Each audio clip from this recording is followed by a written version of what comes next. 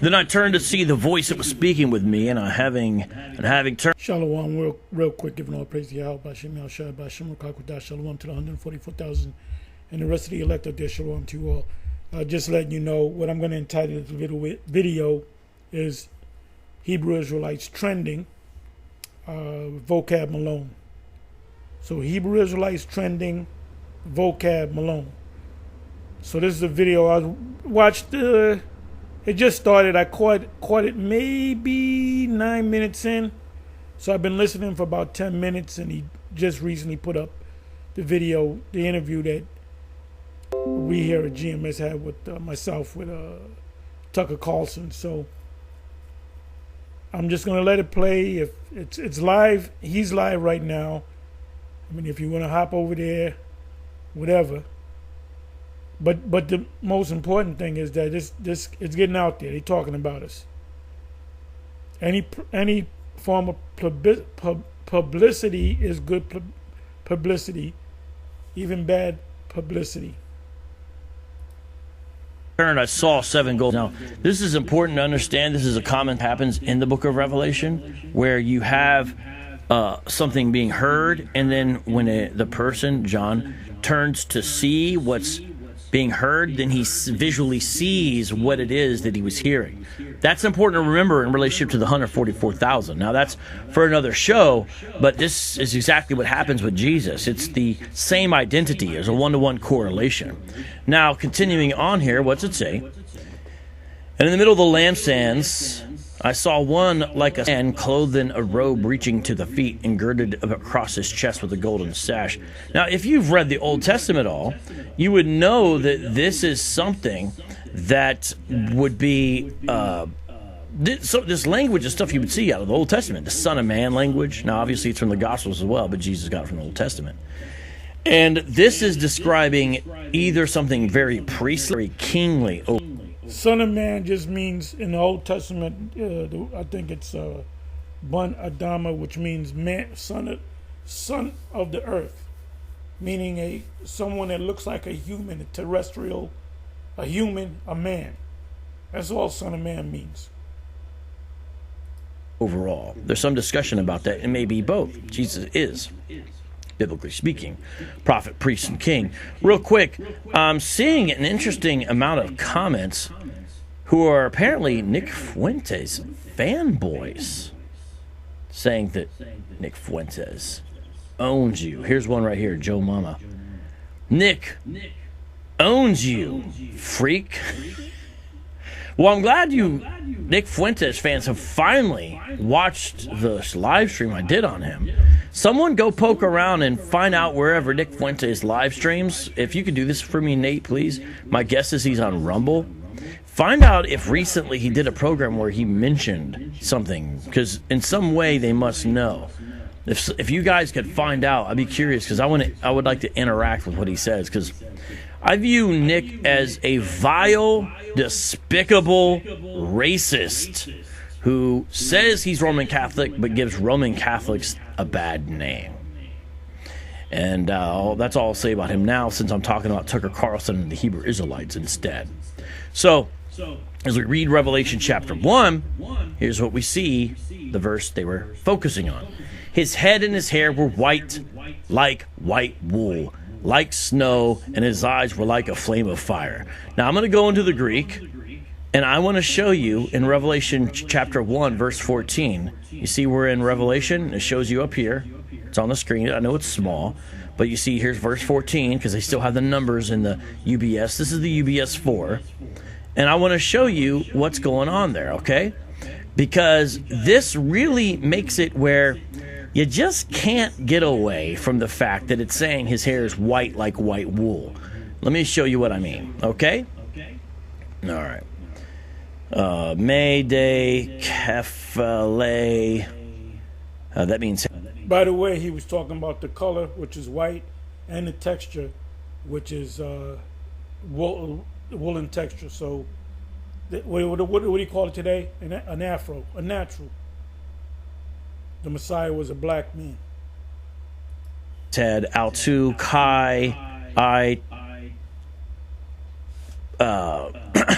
This is the word for hair here. This is the word for hair. I think it's, how do you say it? Trichase? I'm going to have to look at it to make sure I'm pronouncing that right. But this is the Greek word for hair. Maybe it's more like trichase. And this is hair. So see hair right here? Now look, this is likai. Right. Likai, which means white. This right here, this word on the screen that's in blue, that's white. Okay? And this is the Greek word for like or as. So it literally says hair, white, like, wool, white. And in Greek, the word order can be different. And so even though this right here is the adjective, it's describing this noun right here. Okay? So look at this. Hair, white, as, wool, white. It literally is telling you, it's telling you the color of the hair. And the Greek has the word white twice. It's in two different forms because Greek is an inflected language. So what happens is these are called case endings. So that's why the Greek word for hair here. Okay. He said white as snow, white like wool. Okay, we can say it's talking about the color, but it's also talking about the texture. How do we know that? What did the Lord say to Philip in St. John? What is that? St. John 14:8. Philip said, "Show us the Father, and it suffices us." And he said, "Have you been long time? Been with me long time? This amount of time, and not know the Father? He that hath seen me hath seen the Father." That means he comes from the Father, but he looks like the Father. Like if the Father came down, he would look like his Son looks like his Father. So where's the Father described? What book is the Father, the Ancient of Days described? He's described. There's a description of him in Daniel chapter 7 verse 9, and it doesn't say white wool. It says hair like wool, or wool hair. Wool hair is an afro. So the son was likened unto his father. You know, most men that have sons, their sons grow the same age as their father. You know, let's say the father's 34, there's pictures of him. The son is 34, the father's 68 or whatever. And he says, "Damn, you chip off the old block. You know, you're a dead ringer for your father. Look like his father." So guess what? The son looked like his father. The father was a so-called black man.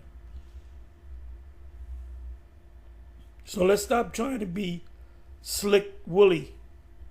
Is lukan, and here it's lukai, but it's the same word.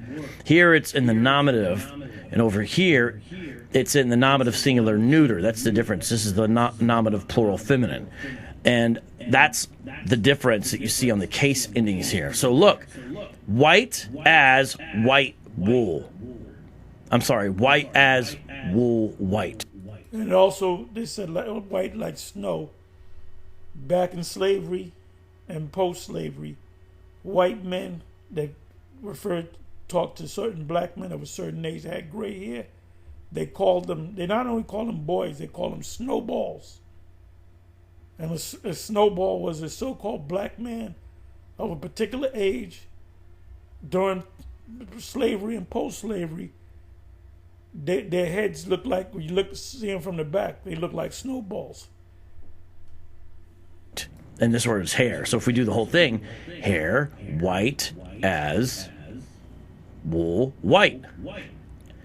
As, so it continues the metaphor, continues the simile, if you want to say that instead. Snow. So the white is controlling this simile or metaphor as well. Remember, he looked like his father.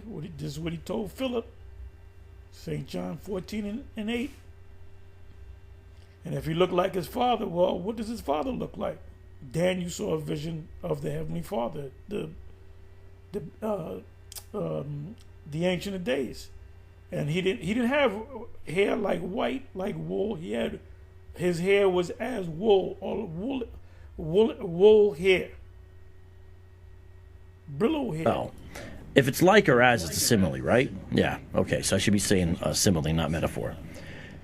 So the point is, I'm just showing you that in the Greek, it literally is telling you it's just the color. You can't say it's the texture, but obviously, GMS Hebrew Israelites, like all Hebrew Israelites, are going to say Revelation 1 is talking about texture. And it's so funny because Yeah, because Daniel, if you can't see it in Revelation 1, that's why I reference Daniel 7. So now certain scholars say, oh, the white hair represents purity. Has nothing to do with wool. if this is about color, it makes perfect sense. What it's saying is Jesus displays wisdom. Jesus displays purity. And he also is a black man, Those two a so-called black man. things are common symbolism for the color white. You know, white like snow. You'll see that their sins will be made white like snow. So the idea is it's driven away, and now they're... He was looking at a man, all right? And the man's hair had to be like a fro, shortcut fro, with a beard. And he noticed that it was woolly, black man. This purity, you see it to it, and it has to do with the fact that it's associated with light. So here you see Jesus in light, in glory, and the fact that he is wise. That could be an element relating to the age element, and especially emphasizing the purity and the brightness. And it's not a physical description; it's symbolic descriptions. It is a physical description. He said, behold, I saw a son of man. So that's a physical description. He didn't say, I saw a bullock, I saw an eagle, I saw a woman. He saw a man. So he's describing a man. He's giving you he's breaking down what the man looked like. He's giving a description of the man. The first thing he saw was a man. I saw a man, and he had white wool. John didn't say, because of it, that's wisdom coming out of it. No. Stop it, man. Stop that bullshit. Because they don't want to admit that go to the icons. See, this information is overwhelming your ass, man. Just go to Russia. The icons that this Putin had put out. Matter of fact, I did a thing. Let me see. Let me pick it up. Let me go ahead and bring it out.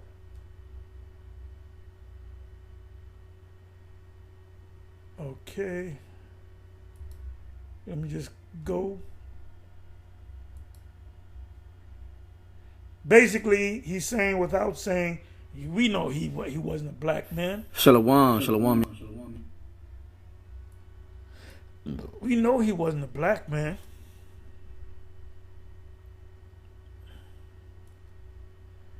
Okay, bear with me for a minute. What title did I give it?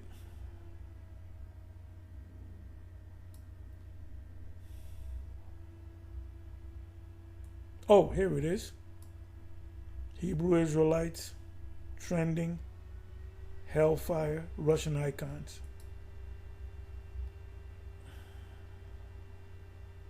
Before, or in the beginning right stages of, you can see these icons in Russia. You can see that they're black people, so-called black people.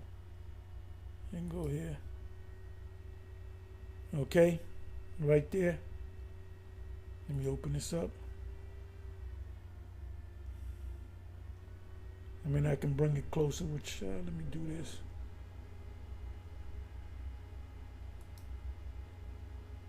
I'm sorry. Let me do it this way.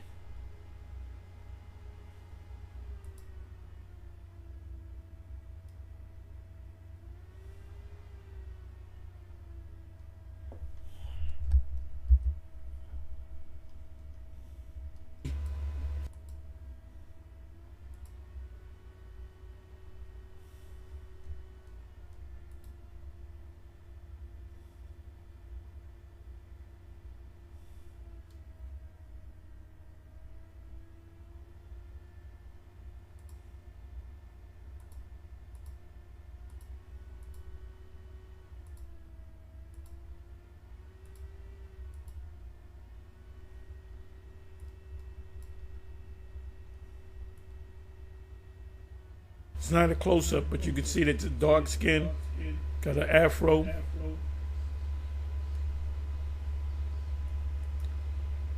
Look at that. You can clearly see, looks like he got dreads or braids.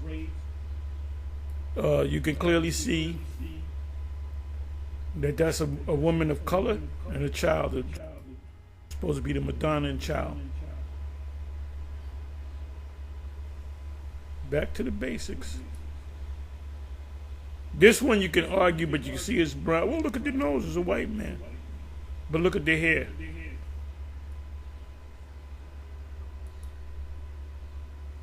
Look at that. They don't look white to me. They don't look like they have straight hair. They have afros. Naturals, we used to call it. Yeah, before afros in the early 60s, you had 40s, you had Jake Honk in their hair. So then before they call it afros, they call it naturals. See? Clearly, you can see this is an Edomite woman. You can see that this image right here is clearly, and it's not, there was so much dirt that they look, they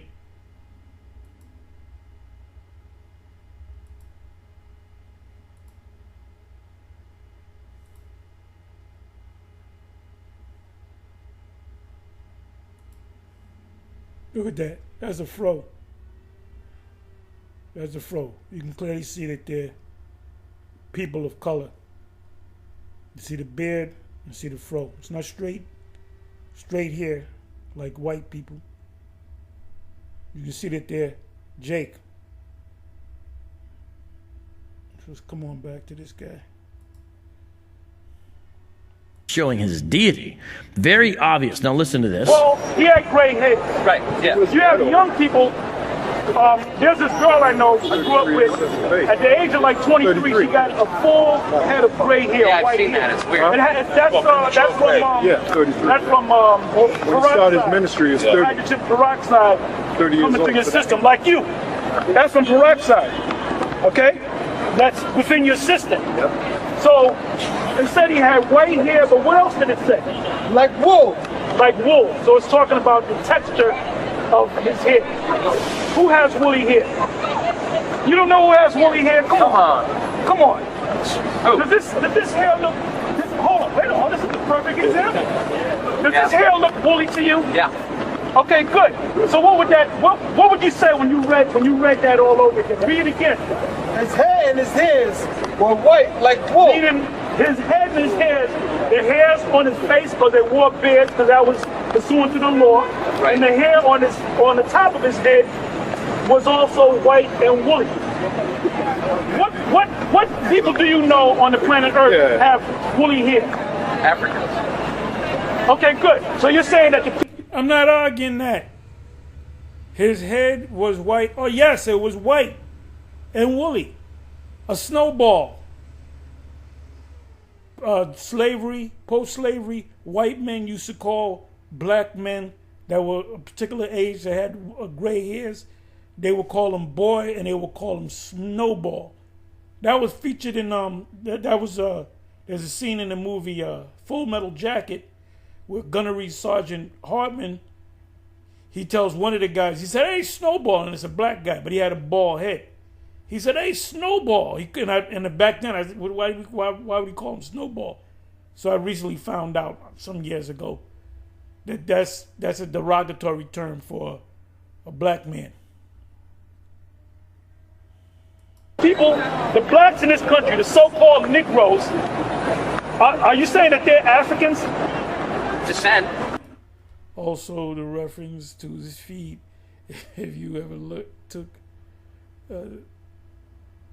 a few who does metal work in high heat, when you pull the metal out, it's literally glowing white, not brown.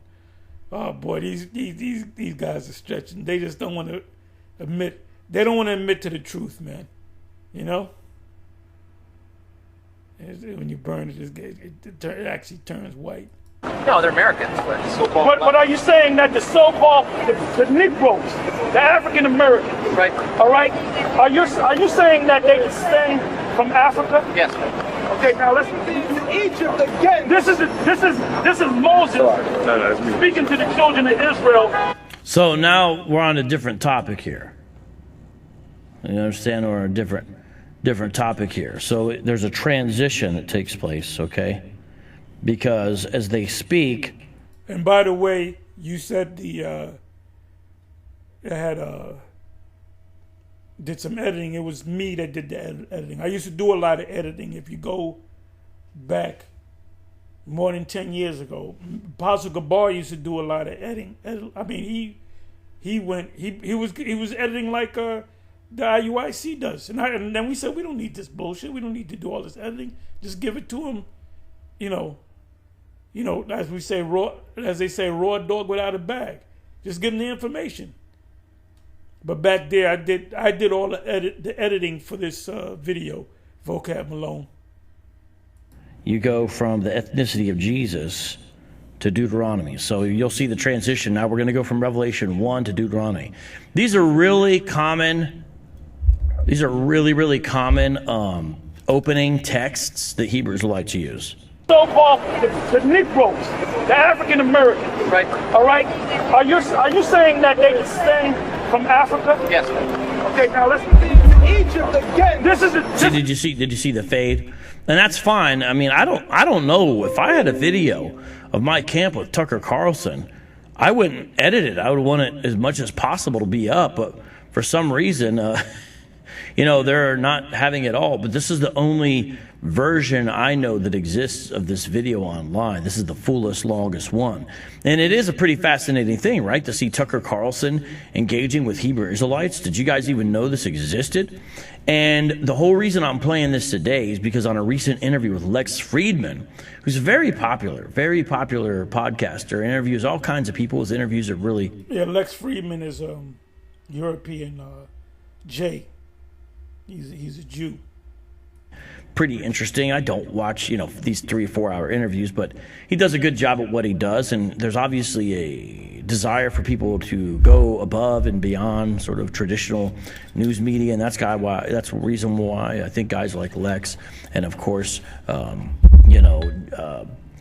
Carlson himself were able to be successful in these years and these times with these things. So I'm going to show you real quick how they're going to transition. So we're going to have to go to Deuteronomy 28. Shout out to Nate. No, that wasn't me. I didn't do any transitions to another topic or another part of the video. Actually, when this happened, when we had the interview, it was a 2-part. It was, I think, the only one you can find is part 1, and I think that's edited.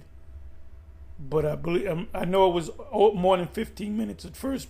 Part 1 was 15 minutes long, and part 2, I believe, was maybe another 10 minutes long. I don't think you can find that one. It was a 2-parter. D2 and D2. I'm not sure what other mods were here, but God love for all of you. This is Moses No, that's me. speaking to the children of Israel in the wilderness. And basically, when you read the whole chapter, verse 15, These people have to do all kinds of twists and back. I can hardly read this. Back bends and handstands to make their false theology. False theology meaning we know that the Messiah, we know that Christ is a white man. So you're telling me that all Jews are white? Well, how do you explain the Philippians? The Philippians are descendants of the real people. You have what's called the Operation Solomon, Operation Moses, and Operation is that what it's called? Yeah, Operation Joshua, where they got these Ethiopian Philippians, and they had airlifts back to Israel, and it was in the name of the right. What was it called? What is it called? Not the right of the stranger, which that's what it is. The right of return.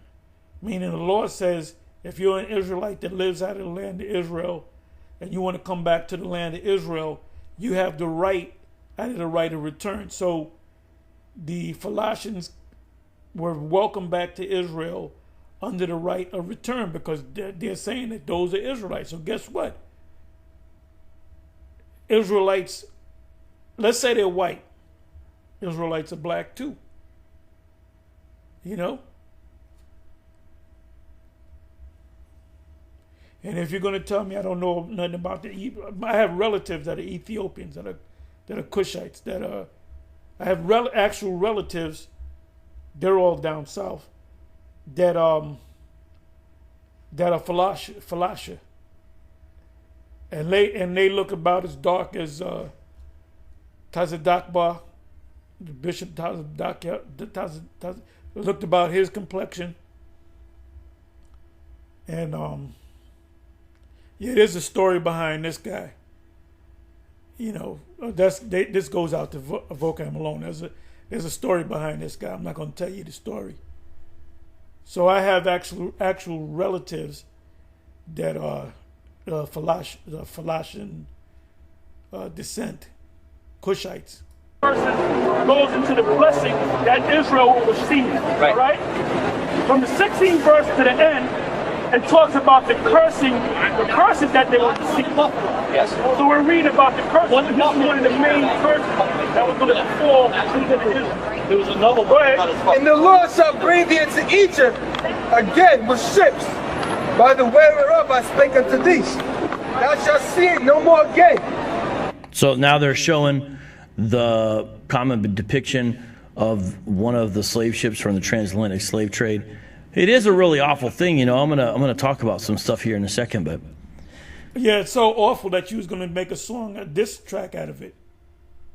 Slavery in the USA. Slavery is such an awful thing, but you was gonna make a diss track out of that thing, and then through protest by us, you dissed the ISUPK. So stop it, vocab. We know you're the devil. We are not ignorant to Satan's devices. most of us have nothing like this in our experience. You know, the transatlantic slave trade. This is going to sound awful because it's so unlike this. But I remember one time when I went to go do a mission trip to Muslims in Paris, France. We landed in Paris. We actually went to a place called Grenoble, and I'm pronouncing it the wrong way, like a English speaker. But when we went in there, it was a long flight. And I remember even sitting down, you know, in this flight.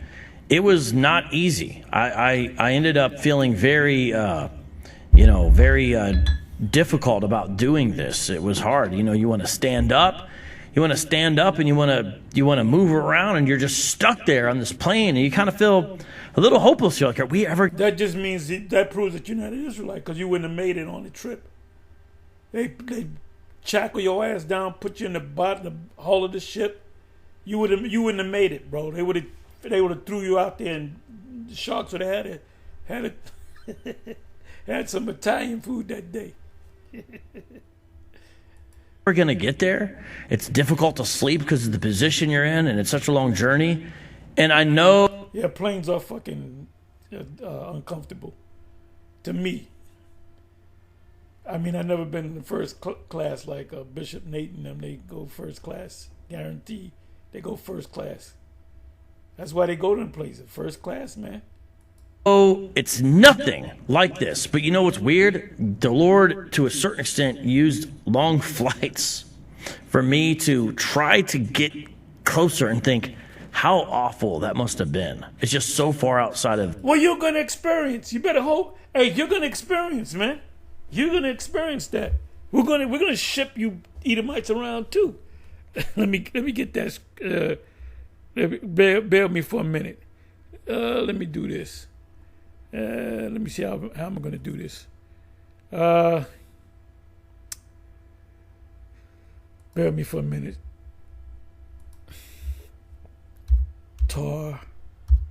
Shish. I hope I'm spelling it right. I'm a lousy speller. Bear with me for a minute.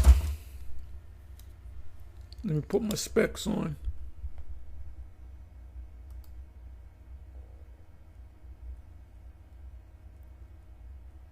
Tarshish.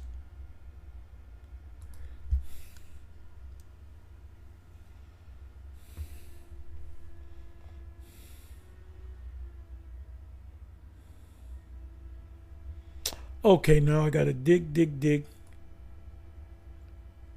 It has to be in Isaiah.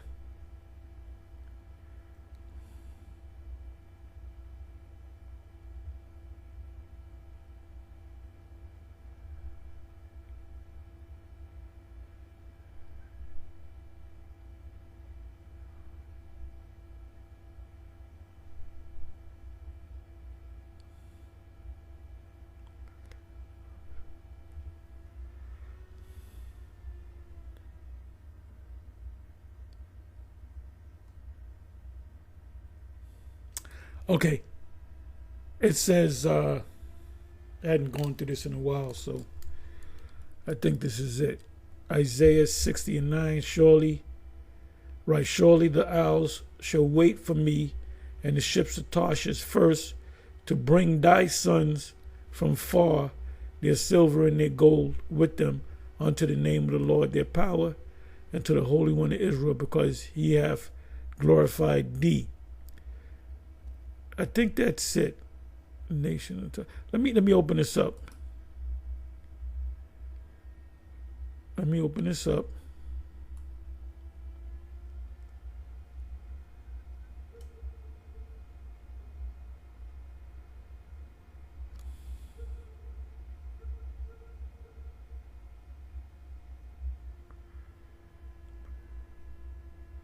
I hadn't gone through it in a while.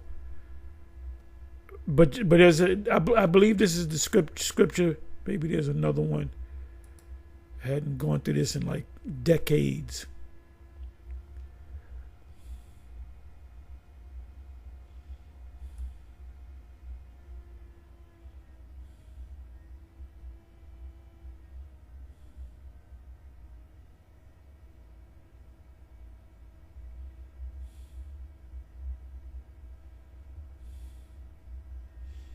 Anyway, let's come back over here. You're going to be shipped back and forth too. My experience, I don't understand. So this obviously has an emotional impact when you see a picture like this. For anyone who has sympathy or empathy or concern or care or love, it should. But here's the thing. It doesn't have anything to do with Deuteronomy 28, unless you're just going to make rough parallels. But it doesn't have anything properly to do with it. They're trying to show and say that it does, and they're teaching, if you want to put it that way, Tucker Carlson their breakdown. Real quick, shout out to everybody coming in. Please comment in the live chat. We love your comments here on Street Apologist Live, and we also want you to hit that bell so when you subscribe. He says that the fulfillment of Deuteronomy 28 and 68 is during the time of Vespasian and Titus, where they shipped Israelites into Egypt. And it said that no one purchased them, that they tried to sell themselves. Well, if you go back, which did happen, if you go back to, I believe it was 17 and under, or 17 and old, I believe, the men Israelites, going back to the siege, 70 AD, they sold them into slavery. It said they sold them into slavery. So they were sold. So the answer to Deuteronomy 28:68 is not 70 AD, because they were sold. All right? So let's see if he speaks on it. You can get all the latest updates, and that way you'll be in the know on notifications. Shout out to two other mods, Alejandro and Andrea, and they're both also faithful supporters on Patreon. Here's Tucker Carlson talking to GMS years ago in New York. And there you shall be sold unto your enemies for bondmen and bondwomen, and no man shall buy you. Now, the children of Oh, by the way, those are yokes. These look like yokes of wood, but they also had yokes of iron upon their necks. These look like wood, but there's pictures where they show yokes of iron. Let me see. That's in Deuteronomy 28. Start from the 43rd verse. Read down to I believe it's in the 48th verse. Yokes of iron around thy neck. Let's go to that. Deuteronomy 28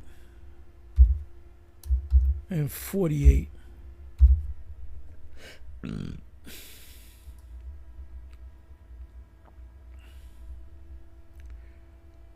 Therefore shalt thou serve thine enemies, which Yahweh shall send against thee in hunger and in thirst and in nakedness and in want of all things, and he shall put a yoke of iron upon thy neck until he hath destroyed thee, destructured you, broke you down.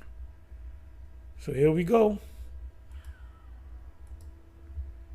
That's what happened. The yokes of iron. Oh, come on, so let's go back.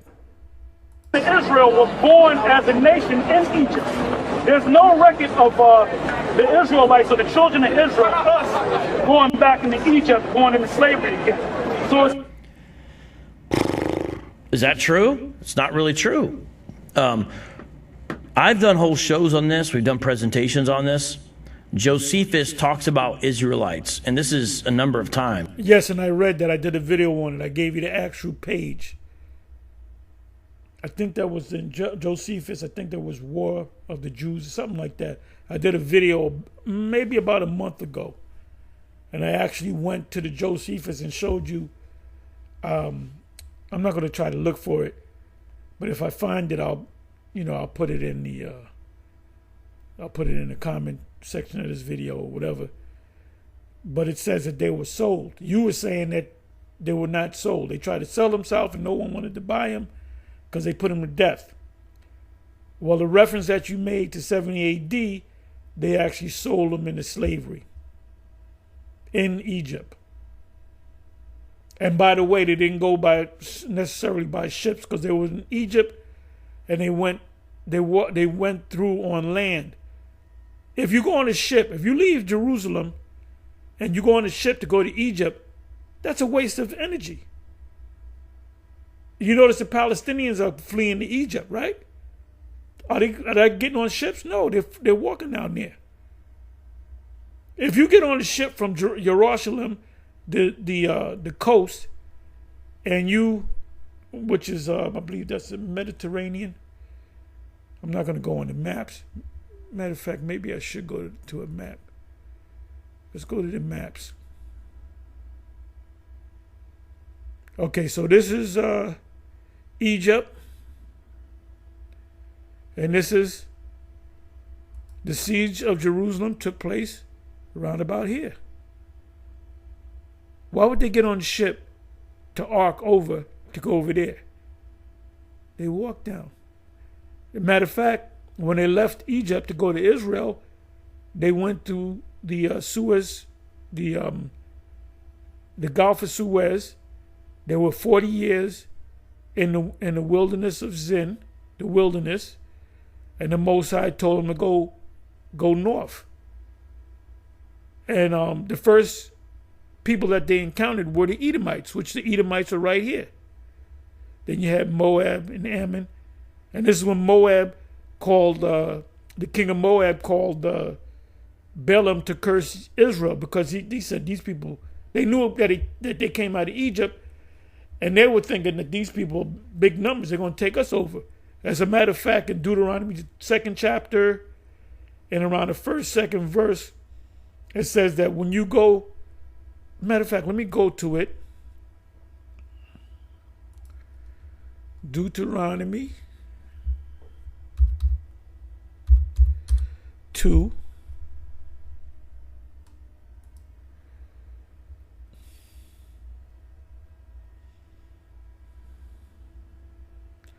Okay, then we turned and took our journey into the wilderness by the way of the Red Sea. as the Lord spake, or Yahweh spake unto me, and we compass Mount Seir many days. Let's come back over here. We compass Mount Seir many days. Mount Seir was right around here. Jordan is right around here. Mount Seir is right around here.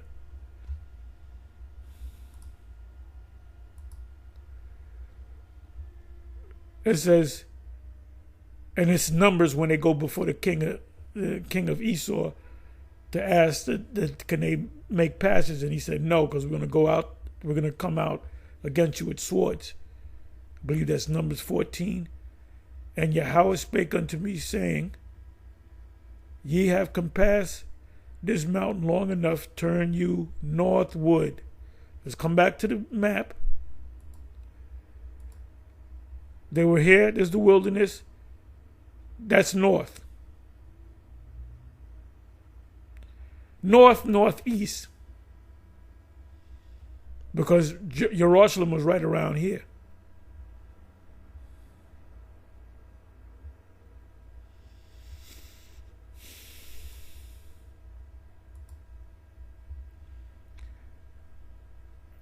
It says, and command thou the people, saying, Ye are to pass through the coast of your brethren, the sons of Esau, which dwell in Seir, and they shall be afraid of you. Take ye good heed unto yourself. Therefore, they're gonna be nervous. Meddle not with them, for I will not give you of their land. There was a reason why they weren't supposed to get the land, because that's the land of Esau. But in the kingdom, we're going to take that land. That's in Amos 9 and 12. When it says the remnant of Edom, it's not talking about the Edomites, because we're going to have them. It says it's talking about their land. Let's come on back. Where we at? Come on now. So don't give me that bullshit cockamamie story about, oh, that's talking about the Josephus during the time of Titus.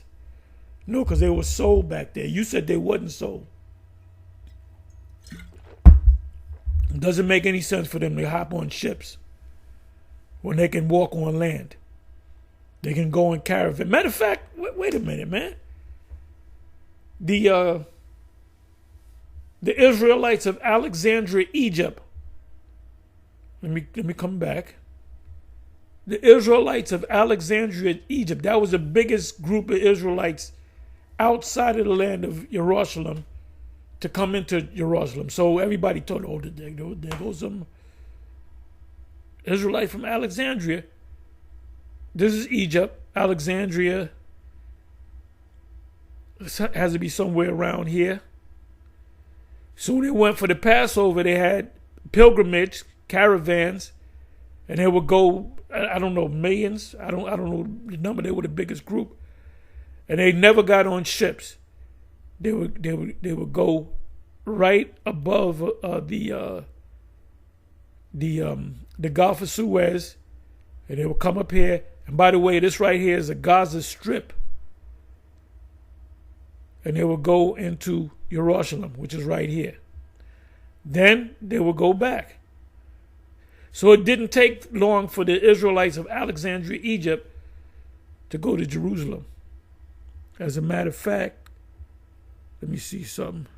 We're talking maybe, bear me for a minute. We're talking about 350, 400 miles, something like that. Maybe 200 miles. Something like that, 200 so miles. Which they had, in the caravan with a whole lot of people. You got women, older people, children, pregnant women. So it could have took some weeks, maybe a month. They didn't go on ships. So you're wrong.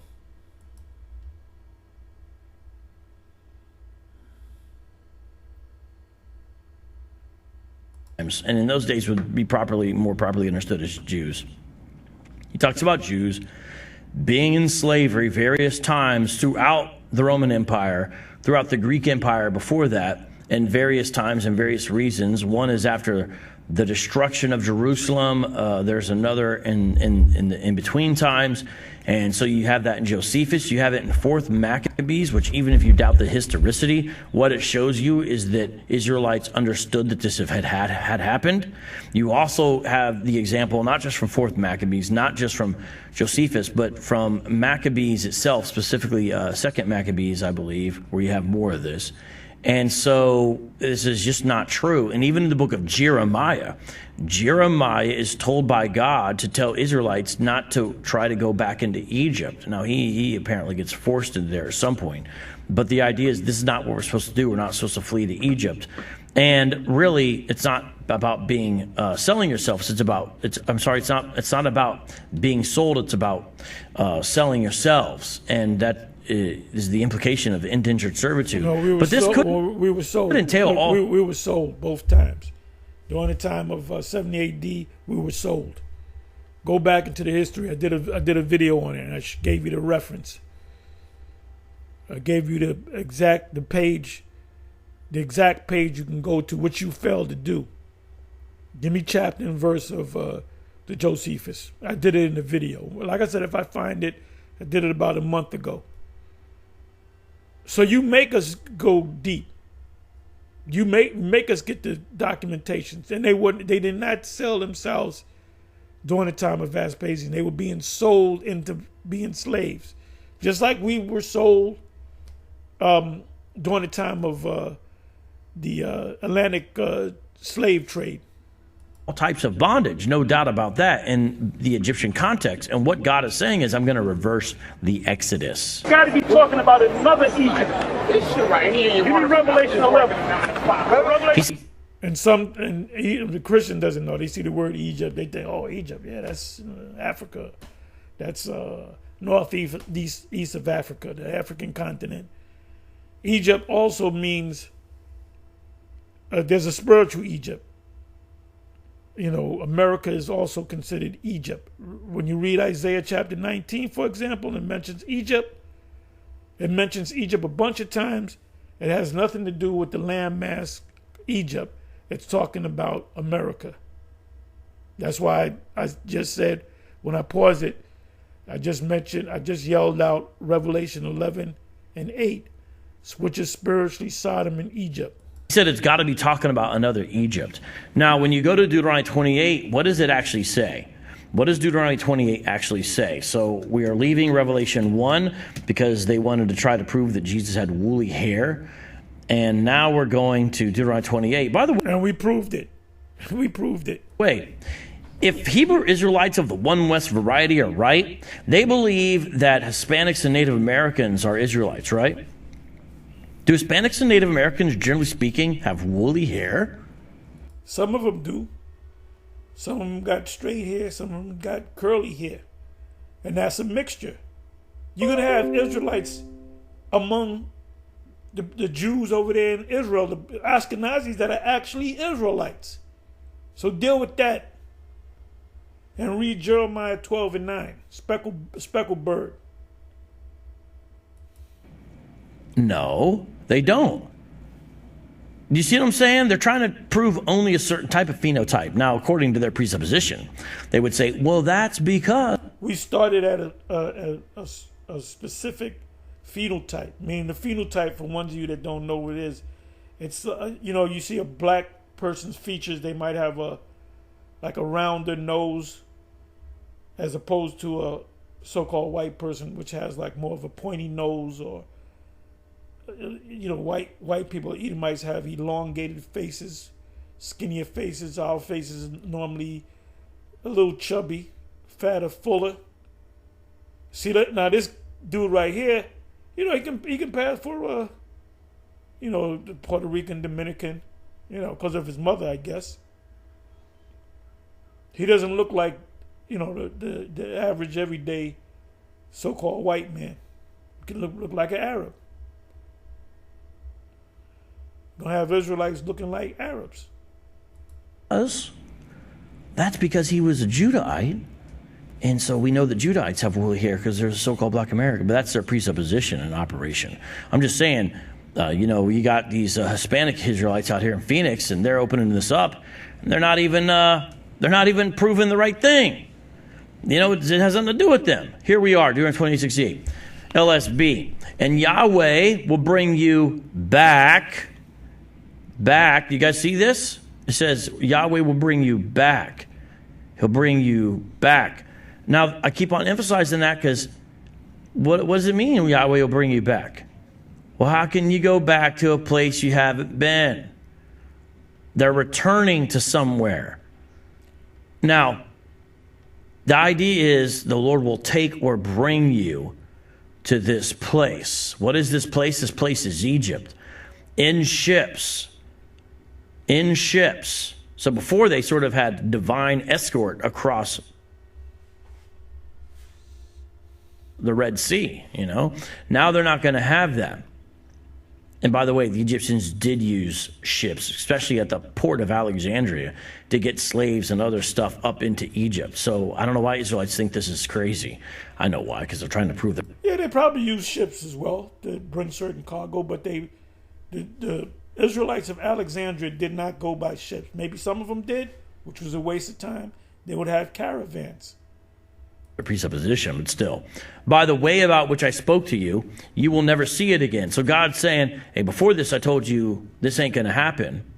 An idea is if you're faithful, but you're not going to be faithful, I'm going to de-exodus you and send you back into a form of bondage in Egypt, a place you left. Boom, thank you. I'm going to send you back into a form of bondage.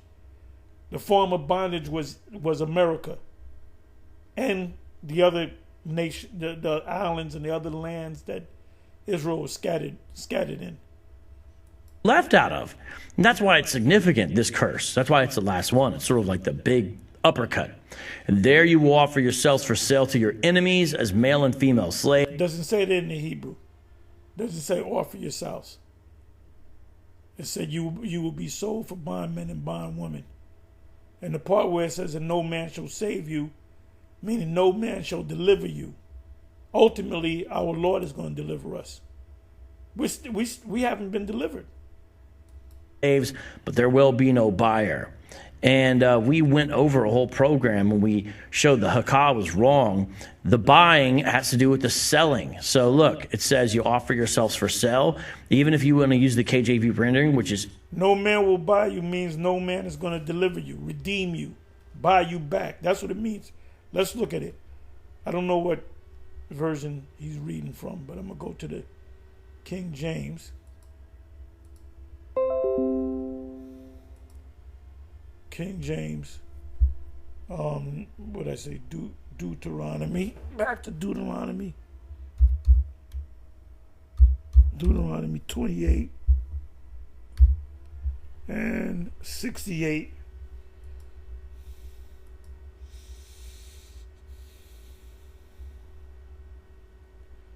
And Yahweh shall bring thee into the word there, Egypt, but it's not talking about the actual Egypt. It's talking about the new Egypt, Sodom and Egypt, again with ships, by the way whereof I spake unto thee. What way is he speaking unto them? In the wilderness. Thou shalt never see it again. You're never going to see this wilderness again. That's what that means. And there ye shall be sold unto your enemies for bondmen and bondwomen, and no man shall buy you. So let's pull out this word. If I remember, sold means merkar, where you get a mercantile. You deal with buying and selling in Wall Street. There's a term called mercantile, the mercantile exchange, and I think the root of that goes back to Hebrew. Give me a second here.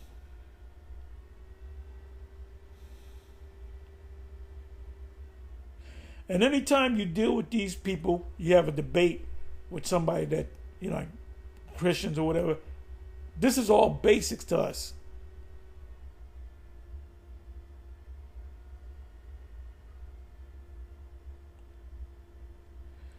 no man, no more,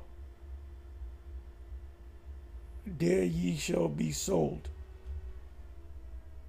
Makar, I was right, makar. And I believe that's the root of the word mercantile is a Hebrew word, which means to sell, buying and selling. So let's see what makar means. Makar, that means to sell, to sell, to sell. Now, one of the definitions is to sell yourself, which means if you go for a job interview, you got to sell yourself. That's what that means. A seller, to be sold, to sell oneself, to be given over to death, which you can cross that out. To sell oneself, you can cross that out. To be given over to death, you can cross that out. To sell oneself, you can cross that out. The word actually means sell, right here. Sell, seller. And that's a primitive root. And it just means to sell. Okay, it's found 80 times. To show you that merkar does not mean to sell oneself. Genesis 25 verse 31, and Jacob said, sell me this day thy birthright. What happened between Jacob and Esau was a quid pro quo. Look that up. That's legalese. Quid pro quo. It means this for that. I will give you this pottage if you will give me your birthright. He said, what is his birthright to me? I'm ready to die. The hell with the birthright. Hey, baby Bush said the Constitution is a goddamn piece of paper. Selling is a barter system is selling, buying and selling. And Jacob said, swear to me this day, and he sware unto him, and he sold his birthright unto Jacob. Swear meaning you made a contract, you agreed to it. When you swear, you agree to sell it. You can't get it once we make the exchange. You can't get it back. If you want it back, I can raise the price. It said, are we not Genesis 31:15? Are we not counted of him strangers? For he have sold us and have. Does it say he have sold himself? Huh? It said he have sold us.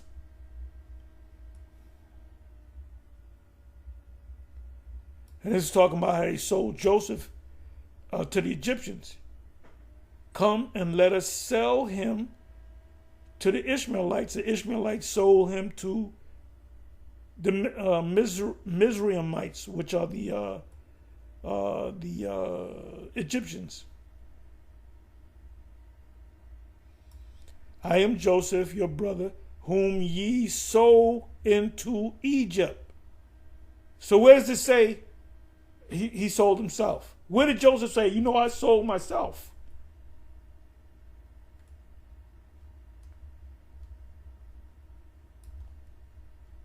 And ye shall be sold.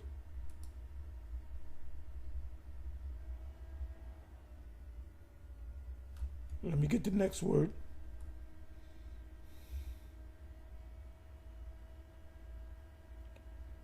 And you shall be sold for your enemies, for bondmen and bondwomen, slave men and slave women. And a bond meaning they have paperwork on you. They have a signet on you. They have a deal on you. This is my slave. And no man shall buy you. Buy and sell doesn't mean the same right here. Buy is quana.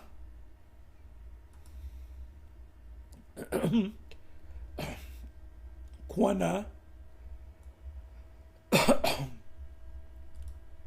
Which means to, the word should just be redeem, which is buy back. To get, acquired, create, buy, possess, to of God originating, creating, redeeming his people. So the word buy, and no man shall buy you, no man shall save you, no man shall buy you back. You know, back in what is the term? Antebellum slavery. Look that up. Slaves made deals with their masters and made extra money, and they were able to buy their way out of slavery. They would come to their master and say, I have this much money. How much am I worth? You're worth such and such. He said, I have this much money. I will give you this money or give you this resource if you will let me free. And the slave master said, damn, yeah, that's good. I can buy more slaves with this money. Yeah, you free. So you had a lot of Jake slaves that were actually free. You had madams, you had Jake women who the slave master fell in love with. They showed you that in the movie 12 Years a Slave. What's the chick, the woman's name? Alfred Witter, I think her name is. Help me out, y'all. And she was a madam. She was drinking, sipping on mint julep, talking shit. Because the slave master fell in love with her and married her, so she was equal in status to the slave master. And she was called a mistress. So you had that back there in slavery.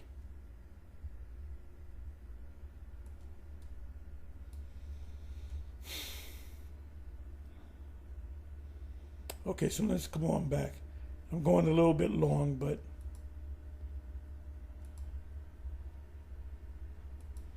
incorrect because it's a reflexive, and since it's a reflexive, it means it's something that basically you're doing unto yourself.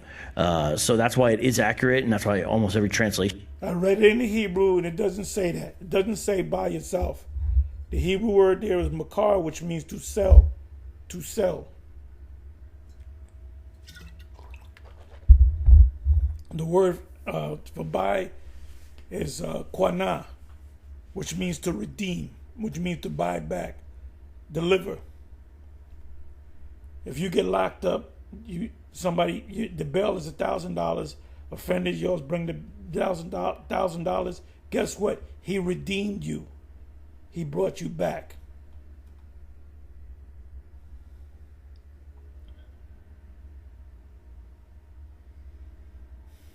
Says you offer yourselves for sale there, reflecting what the Hebrew says. But either way, you have the words. Hebrew doesn't say that. Whatever version you're using, go to the actual Hebrew. It doesn't say that. Sell, even if you believe it's saying there you'll be sold. The fact is, the selling corresponds to the buying. It's pretty obvious. So you can't. No, two different things. You will be sold to slavery, and no man shall save you or redeem you or buy you back. Redeem means to buy back. You get a coupon. If you buy this today, the next time you purchase this product, it's going to be half off. But you got to have the receipt. You say, well, wait a minute. I'm supposed to be paying half off. Well, where's your receipt, sir? Where's your redeemable slip? You give him the redeemable slip. It's dated. He said, okay, no problem. You buy it now. The next time you come, you get the slip. You get it for free. But you still got to buy it with that slip. You don't have the slip, the deal's off. Can't make it metaphorical and say, well, this just means like some kind of freedom from bondage in the sense of, oh, this just means like we won't have MLK be successful. But it's just talking about a transaction here in regards to slavery. That's why it says selling and buying. Now, continuing on here. Revelation 11:8. And their bodies shall lie in the street of the great city, which spiritually is called Sodom and Egypt. Which spiritually is called Sodom and Egypt. Because this is referring to America. When you go precept upon precept. Yeah, because no scholar can really break that down. What does it mean by Sodom and Egypt? You have to have the eye salve to see it. You're not going to see it. You don't understand. You lack when it comes to them prophecies. You get lost. You'll drown when it comes to them prophecies, man. This Alazar and Deacon Akar one time called and they would ask you going to prophecies and you started stuttering. You sounded like a broken motorboat because you know absolutely nothing about the prophecies. You need a spiritual eye to see it. And the reason why Alazar and Deacon Nakar can see it because they came up under us. And we taught it to them. America is mentioned in the Bible several times. It's known as Babylon the Great or the daughter of Babylon. It's also known as Assyria, spiritual Assyria, spiritual Babylon. It's also known as Egypt and Sodom. Real quick, did you guys see that was very clear where they're at? They were on West 34th Street. You see the sign there? Look above the gentleman's head, the younger guy right beside Tahar. You see that? They don't go on West 34th Street there in New York anymore. So this is an older video. As far as Tahar, those guys, they don't go out there anymore. So this isn't. Yeah, and I'm going to tell you why we did stop. It was 2018. You know what happened? We used to go down there. We used to park the cars. You can park free on Saturdays. In that area, around the block, down the block, up the street, you can park free. But there was people that didn't know they would pay. So the city wouldn't say, oh, it's free today. So you would tell people you don't got to pay on Saturdays and Sundays. So you know what they did? We went down there, and one Saturday we didn't have to pay. The next Saturday, I believe it was $4 an hour to park on the street. And I think we closed up the camp that day. I said, F this shit. And we went somewhere else. At one time, we went to 44th and Broadway. And that place, there's a whole different spirit. Jakes don't hardly even go down there. It's mostly Edomites down there.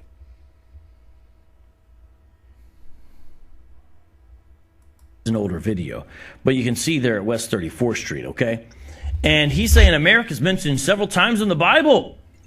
He's saying that America is actually Egypt, and he says he's going to prove it.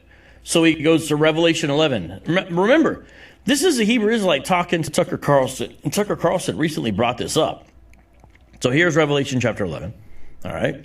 Oh, we totally went over. We totally went over Tucker Carlson's head, because at one time in the video, he kept saying, "But why am I going into slavery? But why am I going into slavery?" Then he made a statement. He said, "So if you're an Edomite, there's nothing you can do."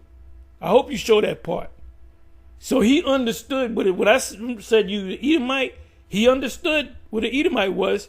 That's why he said. So in other words, there's nothing that Edomite can do. That's why I said, "Are you Jewish? Are you an Italian?" If you was an Italian, I said, well, you could be a Jake. Going to go down here, and I want to show you what he's talking about. He's talking about the two witnesses. Now, some of you think that's going to be Moses and Elijah, or Elijah and Enoch. I think all that's wrong, frankly. The two witnesses represents the church. And Okay, if you want to call it the church, what church is it talking about? Let's go ahead and find that. He said that's talking about the church. You mean the church that was in the wilderness? Acts 7, if I'm not mistaken. And let me just do this. Do it this way.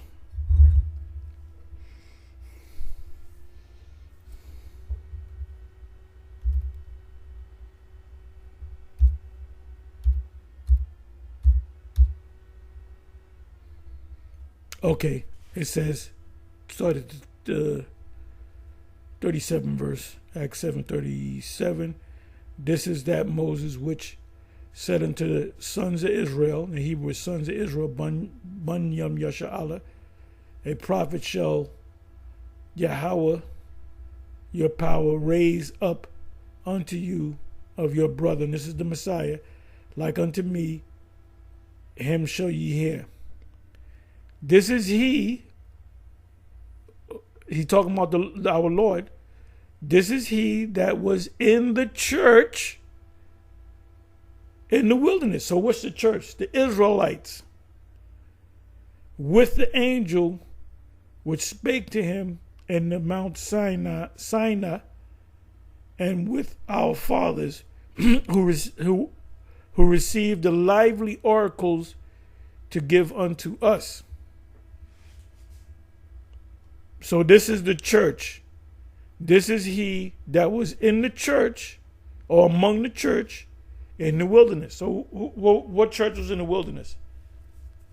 At that time was 13 tribes. A lot of people don't even know that.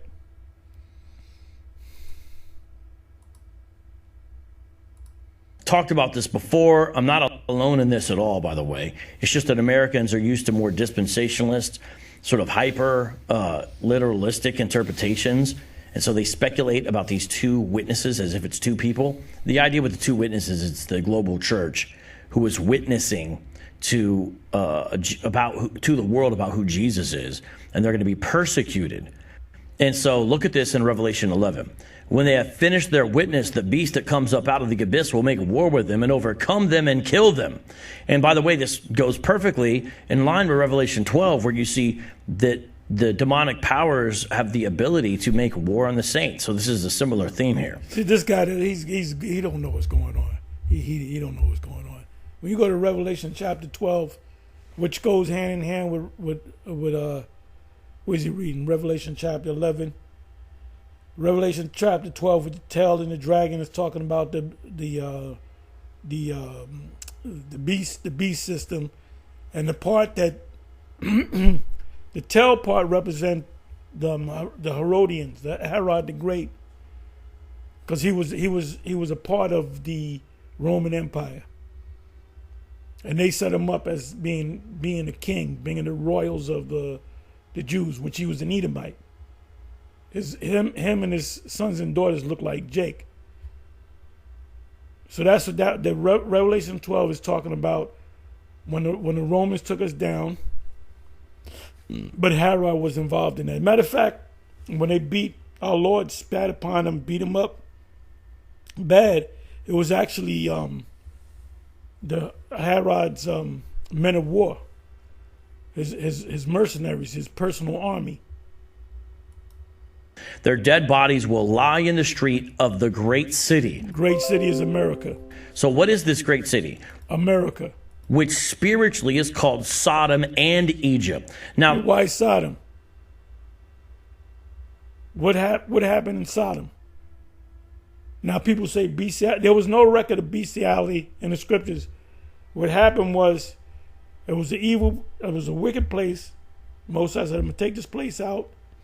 So you better get your nephew out of here. So he said, if there's 50 righteous, would you save the city? He said, yeah. 40 righteous, 30, came down to 10. Couldn't find 10 righteous. So he said, okay, my nephew's got to leave. So when the two angels came to Lot's house, there were men of the city that said, you have men in there, bring the men out so we can know them. What does that mean? So we can gang rape them. You know, that same generation that was back there is back here. These people today are crazy, man. This has so many clues to explain what's going on here that it has nothing to do with Deuteronomy 28. But notice what Tahar said. If you go precept by precept, then we understand that Deuteronomy 28:68, even though it says Egypt, it actually means America. Now, let me break it down to you. Let me explain to you what's happening. You gotta have spiritual eyes to do it. Edomite can't see it. Daniel 12 and 10. You can't see it. The righteous will not. The wicked will not understand. You're one of the wicked. First of all, this says it's spiritually called Sodom and Egypt. So number one, John in this book that is what? Apocalyptic. It's a certain genre of literature that speaks this way on purpose. And when he goes into it, he tells you what he's doing. It's not actually mysterious. He says, spiritually it's called Sodom and Egypt. My point is, he's telling you spiritually it's called, he's letting you know it's not literal, okay? And then... Right, it's not literal Sodom. And it's not literal Egypt or Mizraim. That's the great city is Babylon the Great. And their dead bodies will lie in the street of the great. Their dead bodies, dead to who they are, in a street of the great city.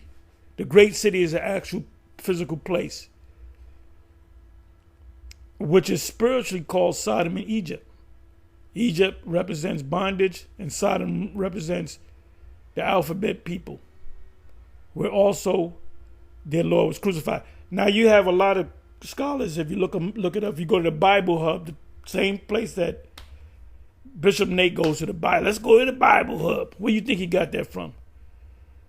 So they'll say, well, then that means the great city is Jerusalem, because it says, and where our Lord was crucified.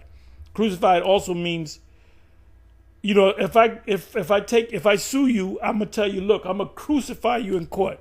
Does that mean I'm gonna bring a cross in there and hang you up on a cross? That means I'm gonna destroy you. They took down the image of the so-called Black Christ, or the Black Messiah, and they put up an image of the white Christ. Not only that, the saints, the disciples, which is the crucifixion of our Lord came about during the time of the Renaissance. He lets you know even more when he says it's called Sodom and Egypt. So how can Sodom also be Egypt? Sodom is not in Egypt, understand? That's why it's called Sodom, spiritually called Sodom in Egypt. And we know it's not talking about physical Egypt, landmass Sodom and landmass Egypt. It says it's likened unto Egypt and it's likened unto Sodom. Sodom because of the nature, the ABC stuff. And Egypt is bondage. We're still in bondage to this day under the 13th and 14th Amendment. And so it can't literally be Sodom and Egypt, but that's okay. Never said it was.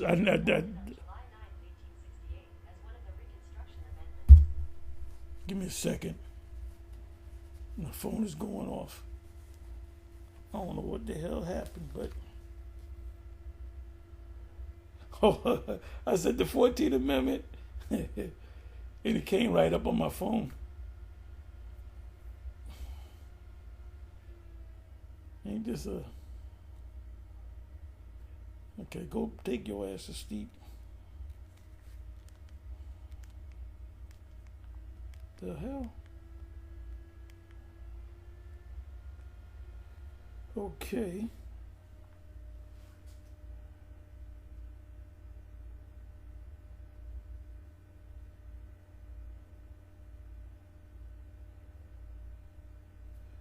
I don't want this shit. Okay. Let's listen to a little bit more. I wasn't planning to make this long, but because he's saying spiritually. What does that mean? It means that this place will have the characteristics of Sodom and Egypt. It's sort of a spiritual sister, a spiritual kin to them. Thank you. You just answered my question. You just said what I said. Now, where is this place? Where also their Lord was crucified. Now, that's not spiritual. Notice how that's not spiritual? It is spiritual because it wasn't Jerusalem. It wasn't in Jerusalem. Or Israel. That means the most on-the-face rendering of this would say this is Jerusalem. That's what the scholars say, but the scholars say it because they do not have eye salve, spiritual eye salve. But here's the thing. I tend to say this is sort of symbolic of showing the larger wicked world, showing that the world at this time will be spiritually like Sodom and Egypt, because often even the world system is sometimes referred to as a great city. This is actually even is reflected in later Christian. Okay, good. I'm gonna get ready to cut you on this one. So then he said this before. He said that's talking about the whole planet. Babylon is a system, is a whole planet, and he said the whole planet is gonna blow up. So when you go to Revelation 18 and it says them and the ships are going to be afar off for fear of their torment. Who's that talking about? Aliens in space? Stay out of the Revelation. Stay out of these prophetic scriptures because you ain't on the level, my man. You ain't even on the level. You're nowhere near the level. Your scholars ain't on the level. In tradition, where you have Augustine write the city of God, and then that he compares the city of God, which is the spiritual kingdom that eventually becomes a actual, kingdom permanently established, politically speaking, when Jesus comes back. he gets into this idea that says, hey, man, you got the city of God, you got the city of man. So really, I take this as the larger world, basically. Now, Because you don't understand. You don't understand. You're saying it's the whole world. You said the whole planet is going to blow up like the Death Star in Star Wars. Who's going to be the people in ships afar off seeing it? Huh?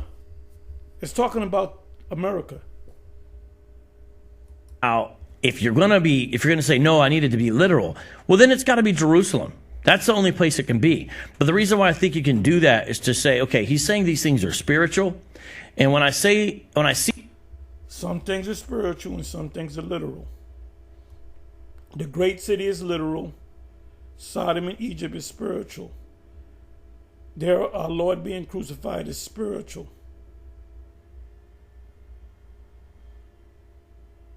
see that, I say, okay, who did crucify? Well, it was everybody. Acts 2, Acts 4 talk about this is the Romans, this is the Jews, but this is God's plan. And so this is something done by the powers in association with people out of his own who persecute him. But if you want to be, no, this needs to be literal, then this is Jerusalem. That's what you've got to say. But the thing is, he's telling you this. So this is not allow you to overturn Deuteronomy 28:68. That's why Tahar went there. This is a common Hebrew Israelite move. I don't know if a lot of people know that. It's ridiculous, frankly. It's not ridiculous to us. It's not ridiculous to us. You, like I said, you don't have the spiritual eyes, South. You lack the spiritual eyes. Your pineal gland is calcified. Because first of all, Your third eye is closed. this is revelation. See, saying precept upon precept, this is way after. This can't be an interpretive key for Deuteronomy, okay? Right? Unless it was talking about Deuteronomy, then we would say, oh, the New Testament is explicitly interpreting the Old. But it's not talking about Deuteronomy. Now look at the verse 9. And those from the peoples and tribes and tongues and nations will look at their dead bodies for 3.5 days and will not permit their dead bodies to be laid in a tomb. So the reason why I tend to say it's the larger wicked world system is also because... And to show you that that's not talking about physically dead, because you're not going to have dead bodies around. Oh, let's look at these dead bodies, because that brings diseases, viruses. Everybody will drop dead. It's talking about spiritually dead, mentally dead, and not physically dead. Because it's people overdoing this. It's everywhere that this is happening. And the idea is that they're not going to be treated properly with a proper burial. They're going to be left out, and people are going to be rejoicing in their death. Who? The Christians, the church. They're going to be excited about their death. And why again? Look at verse 10. Those who dwell on the earth will rejoice over them and celebrate and send gifts to one another, because these two prophets tormented. Who did they torment? Now, this is from the worldly perspective. Those. And by the way, torment, Bishop Nate Nathaniel says, hell, see, we know it's eternal hell because it says torment. The prophets tormented them. That didn't mean that the prophets of Israel threw Edomites and other nations in the fire. Torment meaning when we go out there and speak and they got to watch it, he's being tormented. He loses sleep. He's not going to get no good sleep tonight. He's making it. He's winging it, man. He's making it up as he goes along. Who dwell on the earth. That's the Christians bothering the world with their witness. That's why it's a global thing, a worldly thing. Now, we could go on and look, but I would say that's it. But if you want to say, no, we need to be super literal, then you've got to make it Jerusalem. And that's still not Egypt, and it's still not similar to what's happening in Deuteronomy, because John is telling you what's happening there. And Deuteronomy is a different type of genre of book than Revelation, which is an apocalypse. Babylon. It's also known as Egypt and Sodom. When you look up the word Sodom, what comes to your mind? When you think of the word Sodom, Chelsea.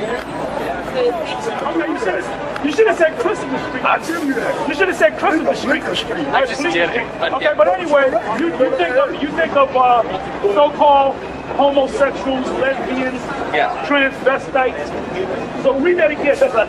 And their dead bodies shall lie in the street of the great city, which spiritually is called Sodom and Egypt. America's not called Sodom or Egypt. Instead, it's spiritually called Sodom and Egypt. The word Sodom, like I said, the first thing that Hey, you know what he's thinking right now? He's thinking, what if these guys are actually right? I'm in big trouble. came to his mind was Chelsea. Yeah. All right? On the dollar bill. The official language of the United So now we're transitioning here, and Tucker Carlson's getting closer. And again, kudos to him. He's got a totally non-defensive position, you know, where he's not showing body language of irritated, or, you know, he's showing genuine interest, you know. Yeah, that's the word. He's showing genuine interest. He really was. And he came down there for us. Because the way he walked down, he walked down, and as soon as he hit us, he did a military, what do you call it, a turn to the right. Like he didn't walk, and we didn't stop him. Hey, sir, who are you? The way he walked, because I saw him coming down. I said, oh, that's this news guy.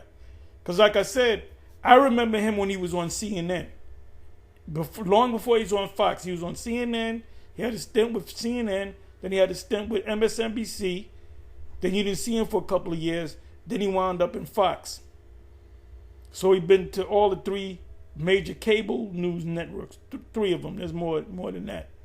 So he's been around. But I knew his name, but my memory failed me on that day. And right after he left, I said, yeah, Tucker Carlson, that's his name. And he figured, that's why when I said, are you a news person, he looked at me like, what you talking about?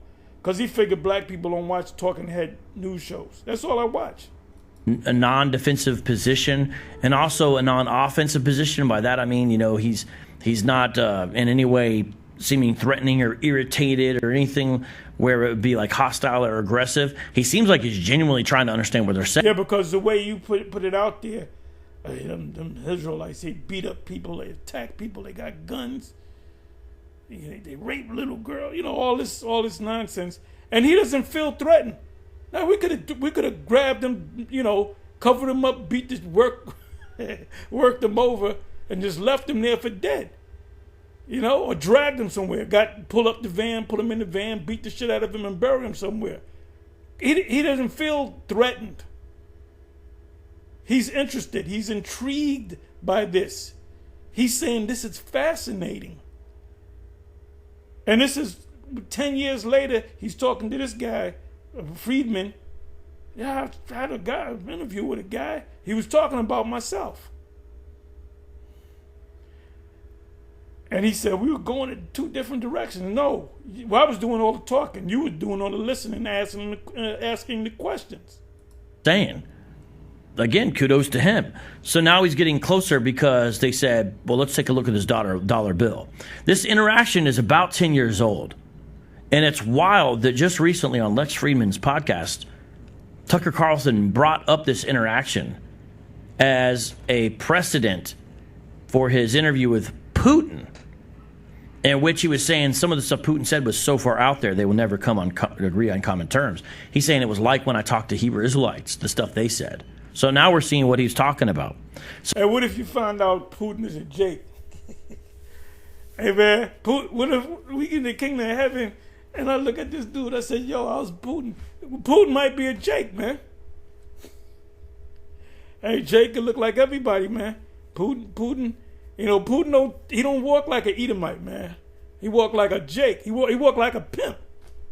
He walk like a pimp, bro. You know? He got some pep to his step.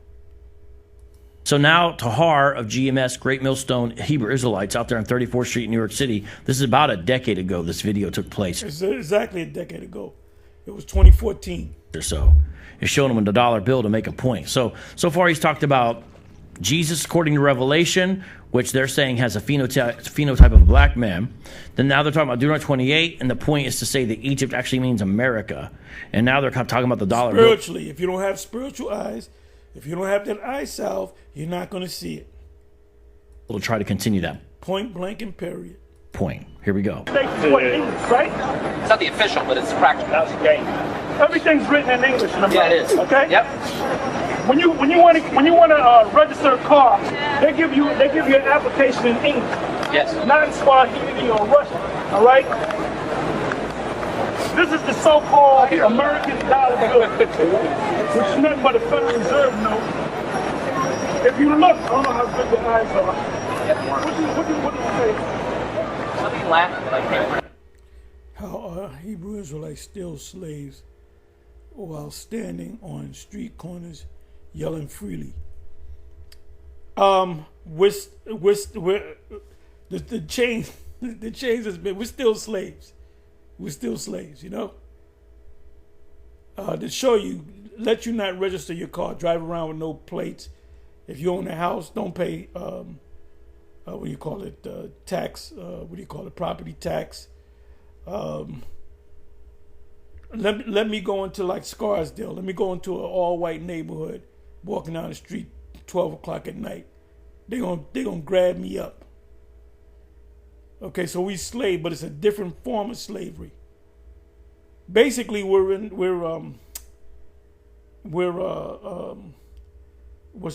a feudal system. In a feudal system, you're not in slavery, but you work and you have to pay fees. Feudal goes back to the word fee. When you go back to the Roman Empire, the Romans didn't put us in slavery. They said, we're not going to put you in slavery. Whatever you make, you got to give a certain percentage to us, and we won't mess with you. You can keep your gods, you can keep this and that. Different forms of slavery, man. This is a form of slavery that makes you think that you're free. And read and look at the 13th and the 14th Amendment of the Constitution. It says, 13th Amendment, neither slavery nor involuntary servitude shall exist in the United States unless you volunteer. How do you volunteer? Through adhesion contracts. When you sign your name, the old saying, sign your life away. You sign all your rights away, your constitutional rights, your God-given rights with these adhesion contracts. So we're still slaves, right? I knew it. Whoever this, come on. Put it on the bottom. Get that. Hey, Zaquan. What is vocab stance on the prevalent modern day Sodom spirit? That's a good one. Thank you. That's a good one. Because America is under the Sodom spirit of Sodom. Zaquan, tell him to get the martial law sign up. It has that on What it. does law mean? Look at the picture. You seen the It picture means of new. Elvis? It means new. Right? Like a. He will lend to you, but you will not lend to him. So American slaves owners, according to BHI, lent things out to their slaves. No, that's talking about now.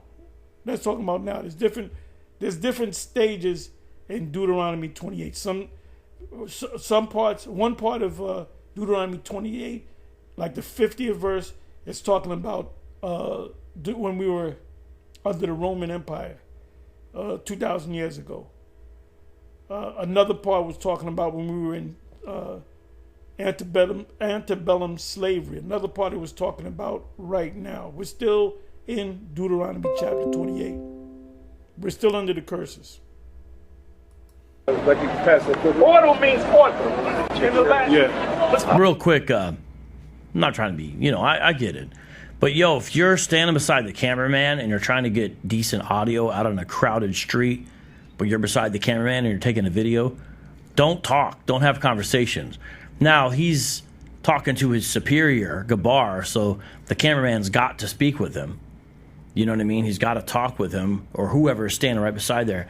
But just a word of advice, whoever you are, whatever you're doing, if you're right beside the camera and that's your source of your audio, you already know it's not going to be that great. Don't talk because you won't be able to hear it that well. So well, I always say, I tell these brothers, these men, I said, look, don't talk because everything picks up and it distorts the sound of the main speaker. You got to be quiet. You got to be quiet. You can't talk. kind of missing some of this because they're talking there. But they're just showing, the idea of new order on the back of the dollar bill. Let's talk about it. This is another one. Hey, Yo, why would you have an Egyptian pyramid and you have in Latin when the official language of the United States is English? Why would you have Ordo Norris Seclorum, Ordo, what is it? Anua Coeptus. Our enterprise is crowned with success. What is the enterprise or the success is the New World Order. Novos Ordo Seclorum. Novos, new. Ordo, order. Seclorum, secular. New World Order. Daddy Bush said that in 1991. He said a sort of a new world order, 1,000 points of light. And many of them use the term New World Order. But on the dollar it says Novos Ordo Seclorum. And then on the other side of the bill, it says a new, what does it say? Not a new coeptus. It says e pluribus unum, which means out of many one. And it was Barack Obama, when he signed off on the law to become a law that you can openly be, happy, alphabet person in the military. He said, because we're a nation of, we're not a nation of don't ask, don't tell. We're a nation of out of many one. And what he said was e pluribus unum, but he said it in English. So he's an insider. oh, the chip. The chip one. The chip sign. In the Eagles, The chip. Yes. The chip sign has it. Yeah, that has it. Right there. good. What does Many he one. put out of many one? This guy, the so-called great president, the father of our country. I'm talking about Obama. I'm not talking about him. I'm talking about Obama. He's our new father, right? Right? He's a black man. When he passed. So now Tahar is going from the back of the dollar bill, and basically what he's trying to show is that the people who founded America know that they're spiritually Egypt, I suppose, and they know they're really Babylon and Sodom. And The symbolism in the capital of this country. You have a large obelisk, which is 550 feet high, and one was it 5,055 feet high, and 1,000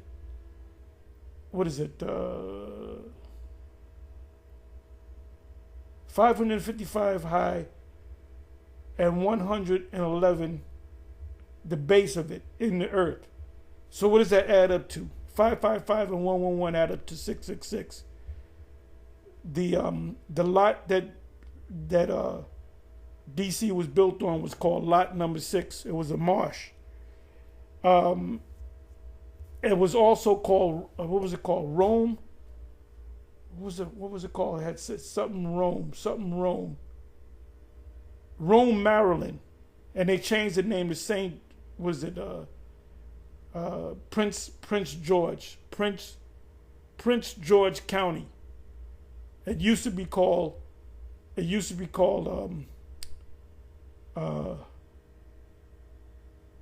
Rome, Maryland, because DC is 3 states. They took 10 square miles, part of Virginia, part of Virginia, part of Delaware, and part of Maryland. So it's 3 seats, which is a district, which they made a district. And then if you take a bird's eye view of a schematic of the layout of the Capitol and around about, it forms into an owl. And the Capitol is right in the owl. The Statue of Freedom is really, what's her name? Persophones, Greek mythology. Orpheus and Persophones. And your founding fathers were all Masons.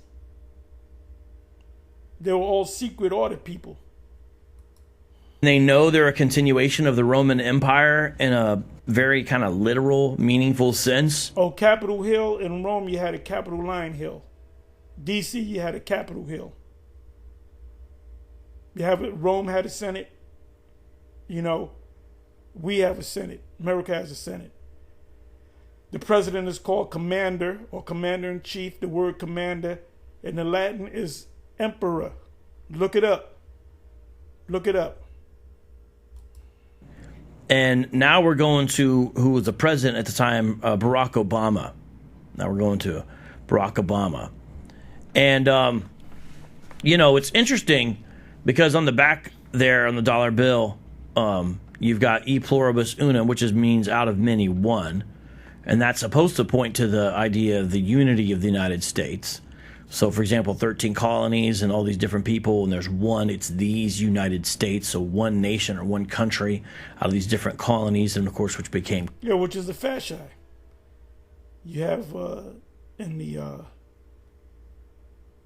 the Senate House, you know, in Rome, and you have Congress. You go into the halls of Congress, you see a fasci on either side, which goes back to the Roman Empire. Countries. And then you also have annuit coeptis. Obviously, my Latin's not good. Annuit coeptis. Annuit coeptis. But that means God has... And you should be ashamed of yourself. You're an Italian. What's wrong with you? Favored or undertaking. That's there as well. Yeah, it means that too. Our enterprise has been crowned with... Matter of fact, let me go ahead and prove. You know a little something. I'll give you a little credit right there. Let me see here.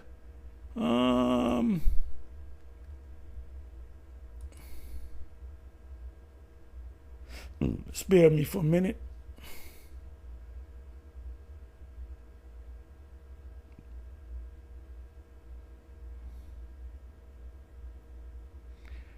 Let me just get my bearings straight. Okay.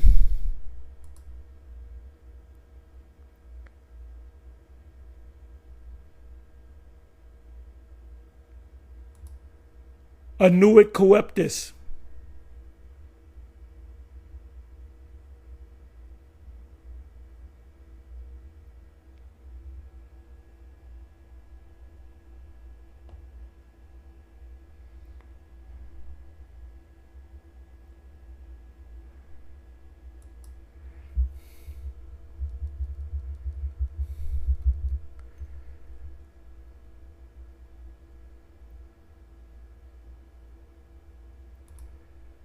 Latin words on the dollar bill.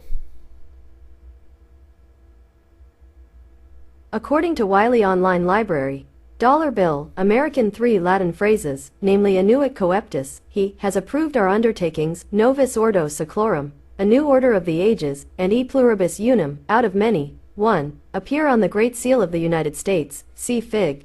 Okay, so annuit coeptis has approved our undertaking, or what did I say? Our enterprise has been crowned with success. But it also means he has approved our undertaking. What is our undertakings? Novo Ordo Seclorum, a new world order. How are we going to achieve it? E pluribus unum, out of many, one. But the official, the official language of the U.S. is English. Why is there Latin on the dollar bill? Aha! So let's come on back. It was after 11 o'clock. I should be there. I go to sleep early sometimes. And I wake up early. Oh, so let's watch this discussion between Hebrew Israelites and Tucker Carlson that took place about 10 years ago in New York City. What do you know? You look Rothschild. First, I guess cat right here. This guy. Don't ask, don't tell. He said, when he made that speech, he said, "For we are not a nation of don't ask, don't tell." He said, "We are a nation out of many one." And what he said in English was the pluribus unum. Yes. Why would he say that? Because it's like the national motto. So. But it's in Latin. Yeah, good point. It's in Latin. Why is everything written in Latin if the official language of the United States of America is English? Because it's the Roman Empire all over again. This is the Roman Empire coming back. I'll use the word that's reincarnated. Is that good? So he's saying because the United States is Right, and Nero is here. That's Donald J. Trump is Nero. Donald J. Trump is Nero. He looks just like Nero. If you go to, let me do this. Let me do this. Let me not say. Let me go ahead and.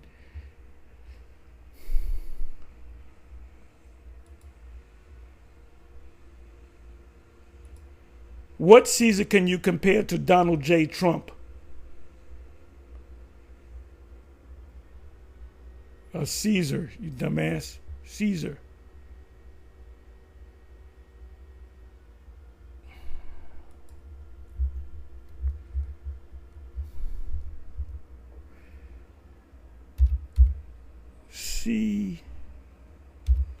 Caesar. I'm a lousy speller. What Caesar can you compare to Donald J. Trump? Okay, they say Julius. Let me see.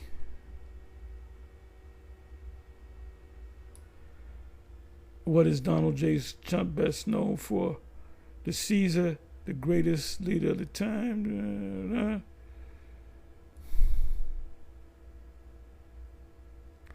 They keep saying Julius Caesar is Donald Trump. They used to say Nero. Let me do it this way. Let me kind of tweak it a little.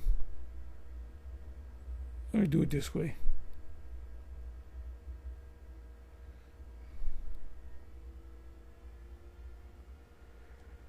Let me do Nero. Let me help it out a little bit.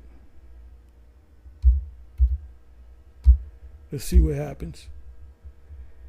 Are there any valid comparisons between Donald Trump? It keeps saying Julius Caesar. Who was Caesar after Nero?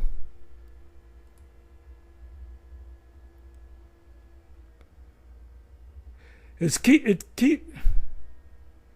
Trump the new Nero? Here it is. Is Trump the new Nero?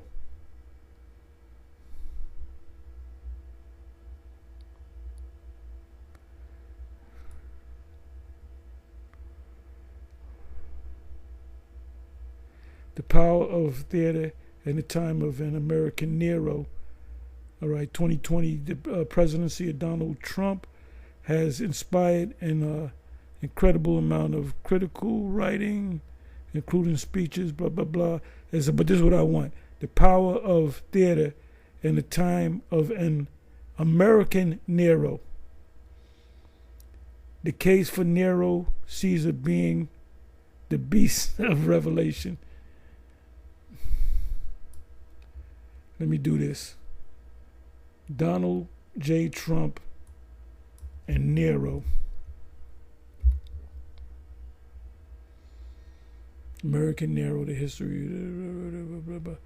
The 6 starting similarities between Donald Trump and Nero. So let's go to images. Look at that. There's one where he looks just like him. There, right there, right there. Right there. And Nero became president at 16. He killed himself at 33.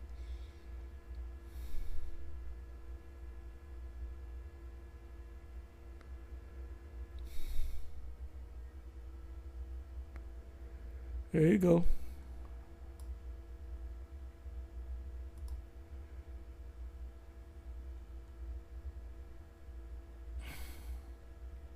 And that's Donald's head, obviously. That's Rome burning, and that's him playing the a lyre, which was like a harp stringed instrument.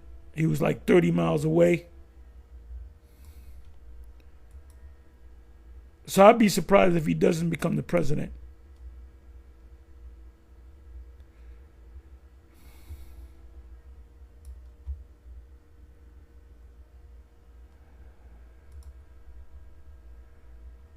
Look at that. Only thing is certain, there's a bust of him, and he has a, there he is right there. There he is right here. That's Rome burning, which is DC burning. He got the match in his hand, and this is supposed to be Nero. It said the 6 startling similarities between Donald Trump and Roman Emperor Nero. Lessons from history. That's Nero. So, like I said, I'll be surprised if he doesn't become president. American Nero.